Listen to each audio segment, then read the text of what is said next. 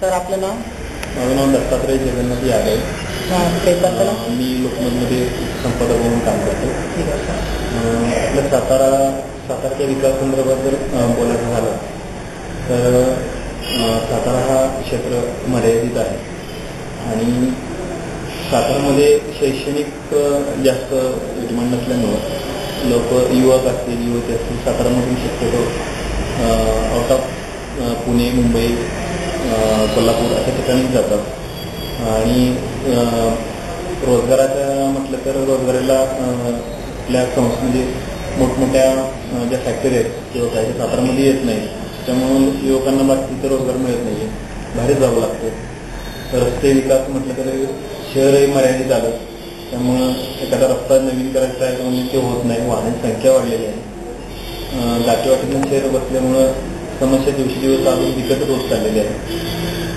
बाकी व्यवस्थित आहे. ओके माहिती दिली त्याबद्दल धन्यवाद.